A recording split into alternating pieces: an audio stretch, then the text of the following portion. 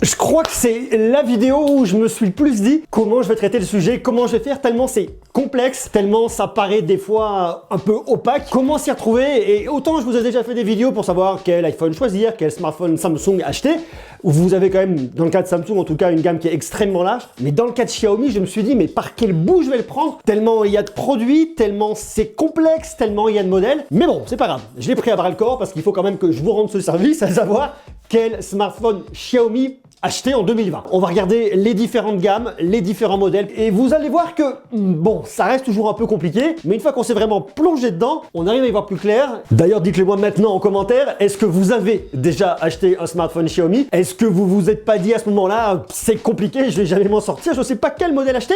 Est-ce que vous avez en projet d'acheter un modèle de Xiaomi? Est-ce que vous êtes allé sur leur site en se disant parmi tous ces produits, lequel acheter, lequel est le fait pour moi? Je vous le dis tout de suite, si vous êtes perdu, soyez rassurés, c'est complètement normal. Il y a tellement de références au catalogue que c'est très compliqué de s'y retrouver. La stratégie de Xiaomi est très claire, c'est d'inonder le marché. Que vous vouliez un produit vraiment dans l'entrée de gamme ou un produit maintenant dans le très haut de gamme, il y a un modèle Xiaomi pour tout le monde. Il y a deux gros types de produits chez Xiaomi. Le tout premier, ça va être les produits qui marquent les produits vraiment importants, les produits sur lesquels il faut compter. Le deuxième type de produit, ce sont les produits qui sont un peu là pour inonder le marché, pour un peu noyer l'histoire, pour qu'il y ait tellement de produits Xiaomi, et bien qu'on les voit un peu partout, et que quand on pense à acheter un smartphone, on pense pas à dire tiens quelle marque, telle marque je vais acheter, mais quel produit de chez Xiaomi je vais prendre. On va donc fonctionner plutôt par gamme, plutôt que par modèle. Je fais cette vidéo, on est au mois de mai 2020, on sait les produits qui sont sortis jusqu'au mois de mai 2020, en tout cas jusqu'à la date à laquelle je tourne. Par contre, on n'a absolument aucune visibilité sur ce qui va arriver sur le reste de l'année, et connaissant Xiaomi, à mon avis, il va y avoir pléthore de nouveaux modèles. Chez Xiaomi, vous avez tout d'abord la gamme Mi, qui est le plus haut de gamme. Mais vous avez également la gamme Mi A, qui correspond à Android One. Vous avez la gamme Mi Mix, où on va retrouver l'innovation par le design. Vous avez Mi Max, mais vous avez également Redmi qui va se décliner sur les Redmi Note et sur les autres modèles qui vont être un peu plus standards, les Redmi avec des numéros. Mais c'est pas tout, puisque vous avez également Pocophone et dans chacune de ces catégories, vous avez bien souvent beaucoup de produits, hormis pour Mi Max, hormis pour Pocophone. Et là, est-ce que c'est pas un peu le bazar? Il y a beaucoup de gammes et dans toutes ces gammes, il y a aussi beaucoup trop de produits. Dans la gamme Mi, vous allez avoir le modèle qu'on va appeler le modèle normal, le modèle standard, c'est-à-dire Mi 9, Mi 10. Bon, la numérotation classique. Ensuite, on a le modèle professionnel. Le modèle pro sera un modèle surboosté, et notamment on l'a vu cette année avec le Mi 10 Pro en termes de photos qui est vraiment bien meilleur puisqu'il a exactement les mêmes performances que le modèle normal. Vous avez par contre ensuite le modèle Lite où on garde l'ADN de la gamme, mais par contre, on va avoir des performances qui seront bien moins bonnes. Ensuite, l'année dernière, on a eu le Mi 9T, c'est le grand écran sans encoche. On a eu ensuite le Mi 9T Pro, qui allait beaucoup plus loin en termes de performance, avec un processeur beaucoup plus puissant. Et on a ensuite le modèle spécial édition, le SE, qui est juste là pour nous embêter et complexifier la gamme. Mais ça ne s'arrête pas là, puisque vous avez également le Mi Note, avec le Mi Note 10 qui est sorti fin 2019. Là, on n'est que sur la gamme Mi, le plus haut de gamme, et voyez déjà la complexité du truc. Alors, vous avez des modèles qui sont les modèles incontournables, les modèles les plus importants qu'il faut vraiment prendre en considération, et il y a des modèles qui servent un peu à rien, qu'on peut venir oublier. Je vous détaille ça, je vous explique, vous allez voir, c'est au final pas si compliqué que ça. On va tout de suite commencer par retirer les modèles qui, pour moi, ne servent globalement à pas grand-chose. Pour moi, ça va être le Mi Note 10. Pourquoi? Parce que le Mi Note 10, il est arrivé fin d'année 2019. C'est un peu un produit intermédiaire entre le Mi 9 et le Mi 10. C'était le premier smartphone avec 5 capteurs photo. Il était là pour montrer un peu l'avance technologique de Xiaomi, mais aujourd'hui, globalement, il a vraiment été dépassé par d'autres modèles. Donc ce modèle-là, il est vraiment venu surtout pour une notion de timing. On a un autre modèle qu'on peut venir supprimer tout de suite, c'est le SE. Pour moi, le SE, c'est pareil, il sert globalement pas à grand-chose, c'est un modèle oublié. On a un processeur milieu de gamme, on est un peu dans le combo classique de l'année dernière. Au niveau de la photo, capteur de 48 mégapixels, plus un ultra grand angle, plus un téléobjectif. Vous avez un design un peu standard avec une encoche goutte d'eau, mais celui-là, c'est pareil, on va l'oublier. Autre modèle à oublier, c'est le modèle Lite. Il est là pour constituer la gamme, mais vous trouverez des choses bien plus intéressantes qui sortiront au cours de l'année. Donc le modèle Lite, pour moi, c'est pareil,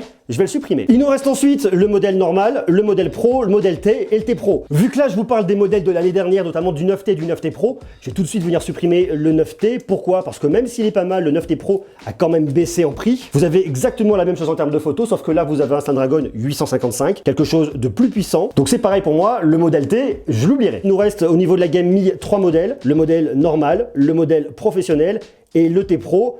de l'année dernière. Je vous renvoie bien évidemment à mes vidéos sur le Mi 10 et le Mi 10 Pro. Les différences que vous allez avoir, c'est que le Mi 10 Pro, ça va être le modèle le plus abouti, avec la meilleure expérience multimédia, la meilleure expérience de gaming, un smartphone extrêmement performant qui est en tête du classement à l'heure actuelle. Vous allez avoir une superbe expérience en termes de photos et une très belle montée en gamme pour Xiaomi qui à sa sortie coûte 999 €. Pour 200 € de moins, vous allez perdre en termes de photos. Le capteur principal ira très bien, c'est le même, mais le reste sera quand même un peu moins bon. Donc c'est toujours une question de budget.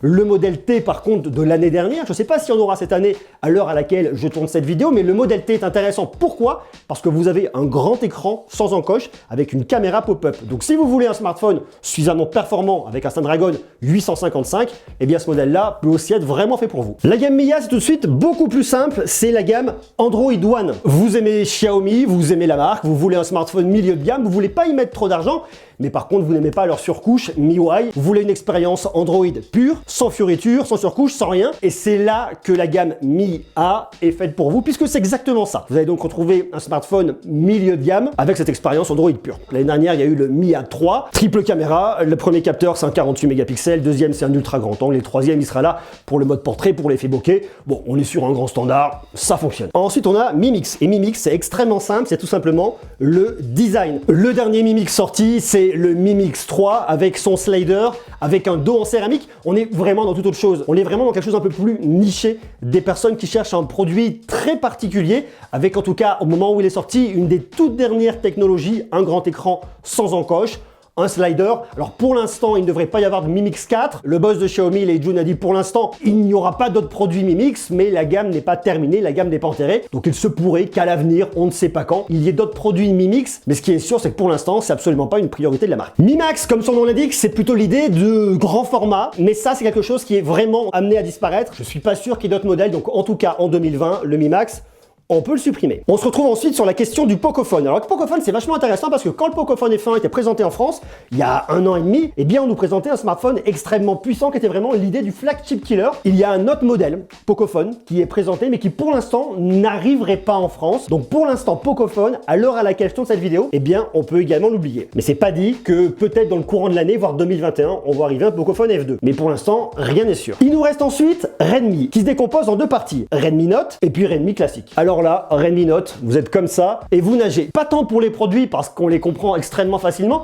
mais c'est pour le nom des produits. Le dernier sorti en date s'appelle le Redmi Note 9S. On sait pas pourquoi. On sait pas pourquoi. Attendez, on remonte à l'année dernière. L'année dernière sont sortis deux produits. Le Redmi Note 8T, qui était le Redmi Note 8 plus d'entrée de gamme, et ensuite le Redmi Note 8 Pro. Pro, on comprend, professionnel, plus de gamme, plus haut. On comprend, mais il n'y a pas de Redmi Note 8 de sortie, en tout cas ici en France. On remonte à l'année d'avant et sorti le Redmi Note 7. Il n'y a pas eu de Redmi Note 7 Pro, pas de Redmi Note 7T, pas de Redmi Note 7S. Et on voit que d'année en année, eh bien, on a les noms qui changent. Alors, ils correspondent forcément à quelque chose, mais pour le consommateur, on comprend absolument rien. Vous voyez un Redmi Note 9S, vous vous dites OK. Donc, si je regarde la numérotation 8, est-ce qu'il y a un S? À quoi ça correspond? Eh bien, je vous le dis tout de suite, on oublie la dénomination des produits. La seule chose qu'on peut retenir, c'est Pro pour le Redmi Note 8 Pro. On comprend que c'est le modèle le plus haut de gamme, qui fera plus que le Redmi Note 8T. Mais au-delà de ça, je sais pas pourquoi. Donc sur la gamme Redmi Note, on va se concentrer sur deux types de produits. Le produit qu'on va appeler le produit normal, le produit courant, le produit commun, et le produit Pro, où là la dénomination est très très claire. La gamme Redmi Note, elle est vraiment là pour vous apporter le meilleur rapport qualité-prix, le meilleur compromis avec une très grosse autonomie. C'est pas là où vous allez avoir le meilleur écran, c'est pas là où vous allez faire les meilleures photos, c'est pas là où vous allez avoir le smartphone le plus performant. Néanmoins, pour faire tourner beaucoup de jeux du Play Store, pour faire des photos souvenirs et pour profiter d'une expérience multimédia correcte avec une bonne autonomie, eh bien vous aurez un excellent rapport qualité-prix avec un modèle Pro qui va se situer aux alentours des 249 € au moment de sa sortie, et sur le modèle un peu plus standard aux alentours de 170 €, 160 €. Donc vous voyez, on est vraiment sur des produits qui sont pas chers mais qui sont extrêmement honnêtes. Et d'ailleurs, j'ai souvent recommandé le Redmi Note 7 comme étant pour moi un smartphone de référence dans cette gamme de prix. Redmi, c'est beaucoup plus simple. Vous allez avoir une numérotation et vous allez avoir la lettre A derrière. On est vraiment sur les produits qui sont plus d'entrée de gamme avec le nom un petit peu normal. Redmi 8, Redmi 7, Redmi 6, et vous allez avoir également la numérotation Redmi 8A, Redmi 6 6A, Redmi 7A. On a aussi un Redmi Go, mais celui-là, on le prend, on l'oublie. Donc Redmi avec sa numérotation un peu standard, surtout avec la numérotation et le A, notamment le Redmi 8A, on est vraiment sur un smartphone d'entrée de gamme pour commencer à arriver chez Xiaomi. Par contre, on n'aura pas du tout un écran Full HD, on aura un écran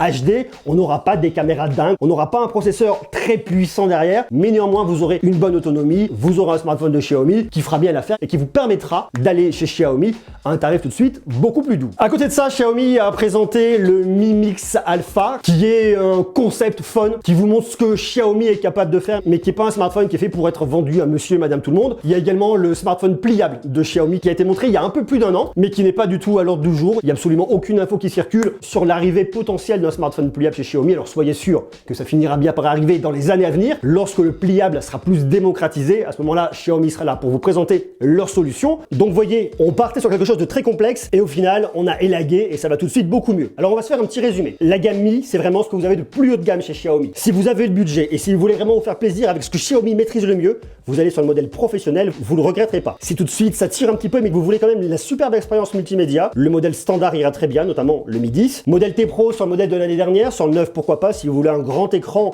avec la caméra pop-up, ça fera l'affaire. À voir effectivement dans cette gamme-là ce que va nous sortir Xiaomi en 2020 et les connaissant, on n'est pas au bout de nos surprises. Mi A, c'est pour Android One. On pourrait voir arriver un Mi A4 vers courant août, si le calendrier n'est pas trop modifié à cause du coronavirus. Je vous ai montré le Mi Mix 3, mais c'est un smartphone à oublier puisqu'en termes de performance, il va être dépassé. Mais en tout cas, c'est plus pour moi un smartphone à acheter. Si vous voulez un smartphone avec un prix beaucoup plus doux, vous dirigez vers la gamme Note. Redmi Note modèle Pro qui coûtera un peu plus cher, sinon le modèle normal ira très bien. Si vous avez les moyens, essayez de trouver un modèle Pro un peu moins cher. D'ailleurs, je vous ai mis des liens en bas dans la description. Et si vraiment vous voulez arriver chez Xiaomi avec un prix tout doux, eh bien vous avez les Redmi, notamment le Redmi 8, Redmi 8A, sans compter bien évidemment sur ce que Xiaomi va nous pondre cette année. Comme vous voyez, il y a un smartphone de Xiaomi pour tout le monde. À vous de trouver le vote. D'ailleurs, dites-moi vous en commentaire, si vous avez un smartphone de Xiaomi, quel modèle vous avez acheté et pour quelle raison, et si vous en êtes satisfait, oui ou non. Je pense que chacun pourrait trouver un petit peu son bonheur là-dedans. Alors ça veut pas dire que les modèles que j'ai retirés ne sont pas des bons modèles, mais à un moment, et vu la complexité de la gamme,